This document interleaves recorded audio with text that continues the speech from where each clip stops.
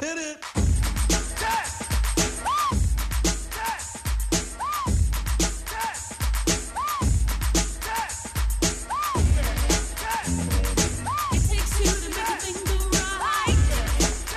Struggling?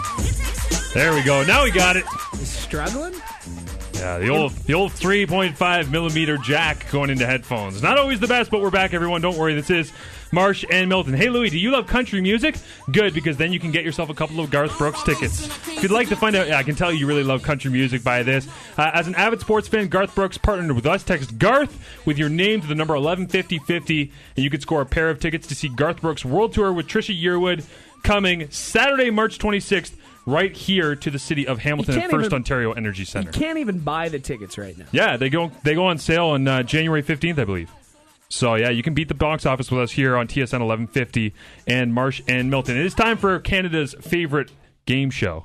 Oh, wow. Yeah. I think the quiz on TSN has us. Well, that's just a rumor. Don't worry about that. It is Take Two as we debate the hottest topics of the day. Let's do it. Number one for you today, the Chicago Blackhawks announced a 3-year contract extension for head coach Joel Quenneville on Tuesday, hours before his bid to match Al Arbour for second place on the NHL's all-time coaching wins list. Now, the Blackhawks announced this 3-year coaching extension. It's very exciting for them. They're doing very well this season. Quenneville is 57. He's now under contract through 2019-20.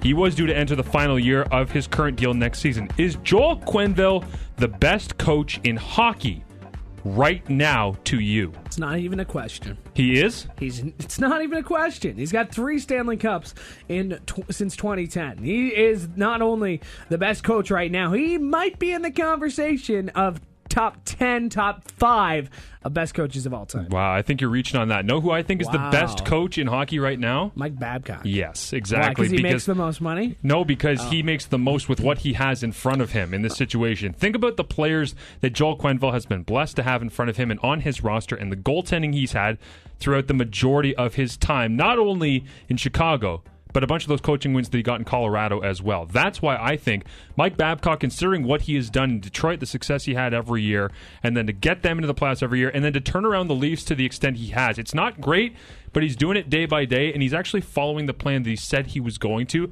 I'm impressed by it. I think a lot of other people are impressed by it as well. And I think he is the best coach in the National Hockey League right now. I don't really know how you disagree with saying that Mike Babcock is doing the Mike most. Babcock. I know you do, but the most with the least in front of him right now. Mike Babcock. Chicago. They lost in the conference finals, won the Stanley Cup, lost first round, won the Stanley Cup, lost in the conference finals, right won now, the Stanley Cup. Not on pedigree. 17 playoff appearances with Chicago, 16 playoff appearances in his whole career. He's only missed the playoffs twice. He is. It's unbelievable. He's definitely number one right now, definitely in my books, and if not more. Do you know who only missed the playoffs once in a 16-year playing career? Robert Horry. Ooh. Yeah. Did he actually miss the playoffs? We talked about this. Only missed it one. Or no, he didn't miss the playoffs in a 16-year career. Only lost in the first round of the playoffs once. That's what it was about.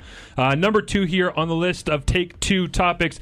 Ex-Dolphins interim coach, yes, now Dan Campbell, received his release from the franchise, the Miami Dolphins, yesterday. A source said he is looking at opportunities elsewhere. Now, the question I have for you on this one is one that has always intrigued me.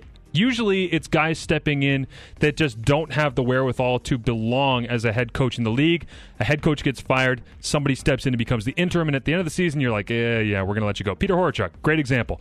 But Dan Campbell did pretty good. Did he get the raw end of the deal here, or is this just part of the NHL or NFL coaching lifestyle that a relatively successful interim got dealt? Because he did not do worse than Joe Philbin this year in Miami. And still he's let go because the new staff is in. He used to be the tight end coach. Why can't he just go back to being a tight end coach or an OC? I understand Adam Gase wants to bring his own people in, but what do you think? He got shafted. Yeah, I do too. You bring in this guy and you're all fired up because he had a couple of wins, I think, after they switched over. So everybody was fired up. We listened to a locker room speech that he made, his first win. He got shafted is the name of the game here. It's unfortunate. I never really liked the guy. I thought he was really rash and abrasive. So I wouldn't say I'm a fan of him, but so is Rex Ryan. So what are you going to say? I was going to say, what's the difference between Dan Campbell and Rex? 40 pounds and a bunch of muscle? Because he plays for the Dolphins. That's about it. But he coaches the Dolphins. But no, I think... He could play if he wanted to. I think maybe he didn't want to go back to his tight ends job. There's really no indication on whether or not he was offered it. Was he even interviewed for the job as head coach? I don't know. I think short end of the stick, this guy, for sure. It sounded like he was going to be interviewed for it. They were going to look at him as being a possibility, but it never seems like he got the fair shake. Now, with that said, I agree with you. Pay grade, offensive coordinator, head coach, and tight ends coach. He belongs to be a coordinator, I think, at this point, and he might resurface as a head coach down the end of the road. Back to my Joel Quenneville point for a second. He was with St. Louis for 9 years, and he made the playoffs. They fired him through a 29-23 season. They're like, get out of here. Oh. And that's the only other time. He's only missed the other playoffs one other time with Colorado. Stats are misleading. No, stats are not misleading. Stats can be misleading. Stats are not misleading. Ken Austin said it. That's how you know it's correct. Third one here on Take Two. 25 years ago tonight, Bears Superfans made their debut on SNL. It is one of the more classic sports-themed skits to ever air on Saturday Night Live. The question for you, Louis B., what is your favorite athlete SNL host of all time? And for you out there, you can let us know on Twitter at Marsh and Milton or text 115050 right now with your favorite sports athlete SNL host. No question about it. I think you're... Yeah. Close the door. No question about it. Peyton Manning's United... I throw, you catch. It's not that hard. His United Way skit, or spoof, might be the best digital short or whatever it is in SNL history. That was perfect. Peyton Manning, we've seen him be funny before. He's got a ton of commercials. A lot of people are sick of him because of his commercials, but you can't doubt that this guy's got comedic chops. A funny guy and a really funny episode when he was hosting. No, it's unique about this, and I completely agree with you. He is a top 3 for me in terms of athletes. Shaq doing it was amazing as well because we all know how funny he can be. Eli Manning was garbage at it, which I find amazing because Peyton Manning was so good when he was taking on that role. Eli Manning during his monologue was just awkward as all hell. He did not fit in. Imagine if Peyton had been a Giants or a Jets quarterback and had lived in New York and had those opportunities his whole life instead of Indianapolis and Denver living up in the Rockies. How many times has Peyton hosted? I believe 2 or 3 times. He's not a member of the 5-time club, that's for sure. Apparently not. But I will say this, and I know that he's my guy, Tom Brady. Tom Brady was so underrated. He went on when he was pretty young, and he hasn't done it in a long, long time.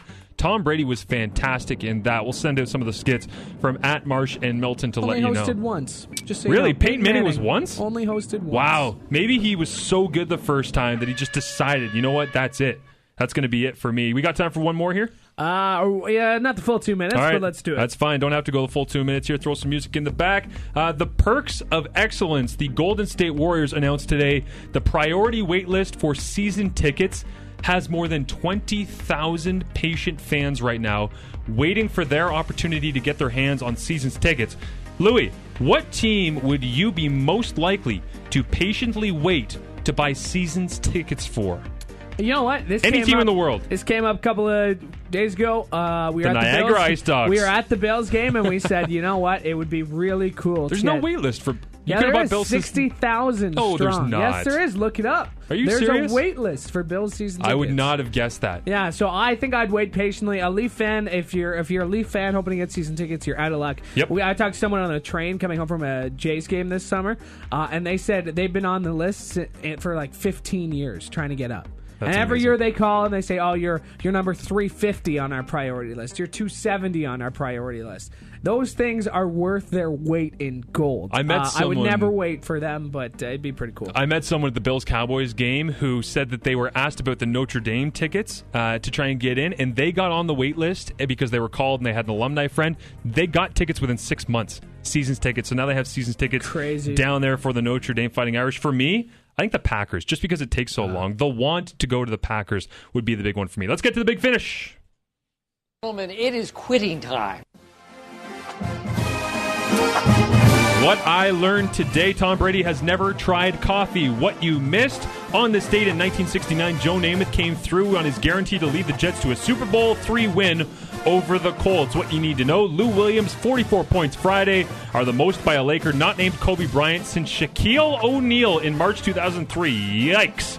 What you need to watch tonight, maybe just read a book. May I suggest number 2 by Jayon Wright. Play some squash. Thanks to, play some squash like Louis V. Tuesday Night Squash Night. Wish them all luck, everybody on Twitter. Thanks to our guests, Tom Mayanek of the Sport Market and 7-time NBA champion Robert Horry. Twitter and Facebook is at Marsh and Milton. I am at TSN_Marsh. First pitch of Wednesday's Marsh and Milton begins in 21 hours. Between now and then, do not forget to have some fun. Cheers, Hamilton.